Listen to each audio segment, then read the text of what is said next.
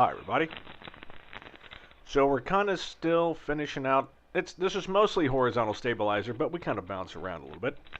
Uh, so now, when you have these fairings done, the ones where you actually put glass on, once you're done, what you need to do is you need to drill them all out from a number 40 to a number 30, right?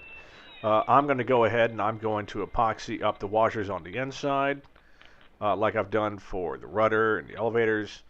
And drill those clean, and then dimple the skins, countersink the outside of the fairing so that it accepts the dimpled skin, and you're basically done until it's time to pop rivet them on.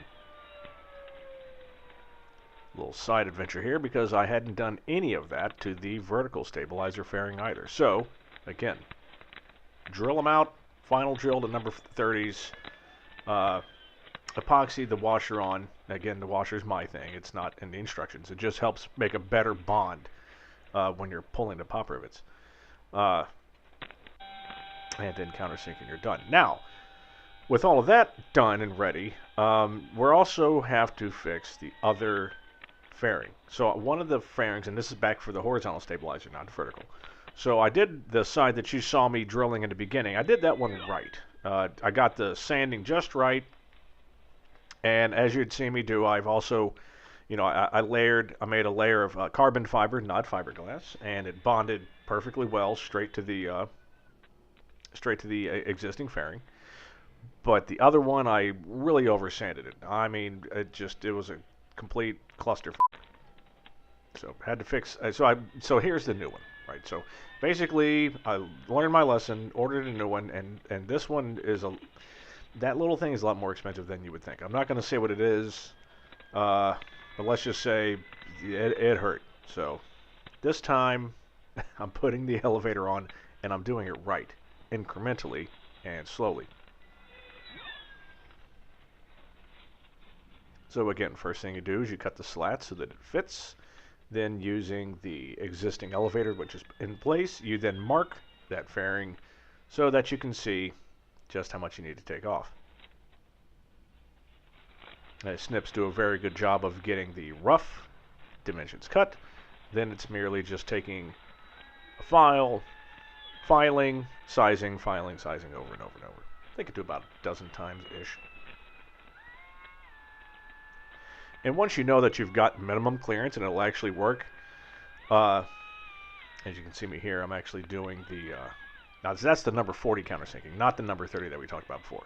So once you actually have it fitting, then you can go ahead and you can start to just file it in place.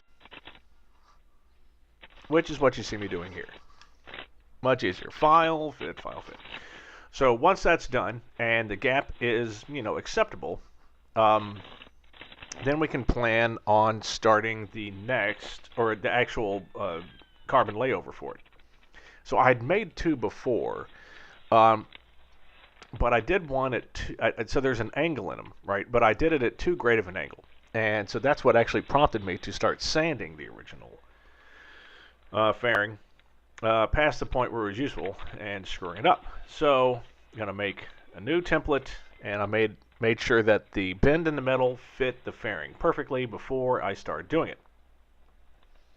Now again, this is good old-fashioned fiberglass work. Just mix up the epoxy and make sure it is soaked through. You got to just dab up and down to make sure the entire thing is soaked.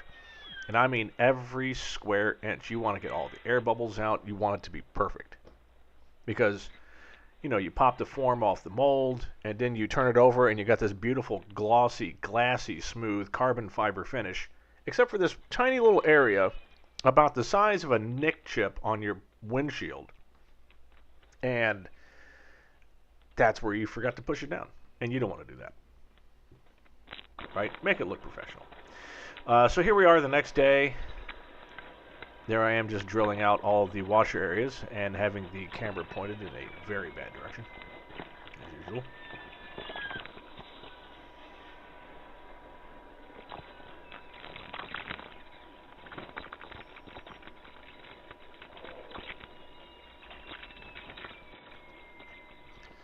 So here we are the next day, and So there's the piece that I made up, and now all I have to do, I'm very happy with it, fits very well, is rough cut it, and then apply a little bit of epoxy around the rim and tape it down to the fairing, which you see me do here.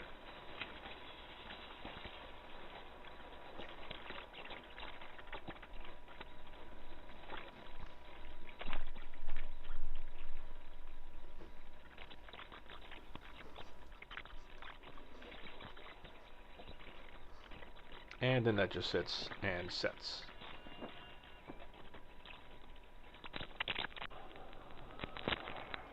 Okay, and this is the next trip. So, it's kind of sat, and it's set. This is actually only about 6 hours later. And I start sanding the edge just to make it look good.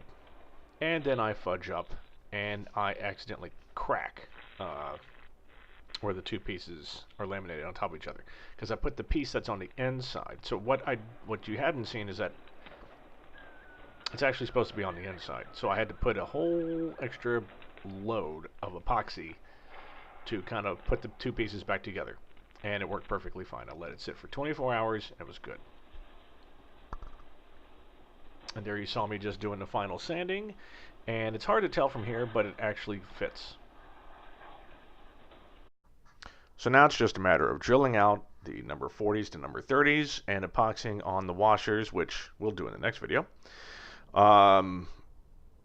Even though you're not seeing this for now, in real life, I'm going on a nice little 2-week vacation here, and then there's a whole new project in my life, which I'll talk about later. So by the time you see this, all of that will have been done, and then I'll tell you about the new project stuff after that, which doesn't make any sense. So anyway, see you guys soon.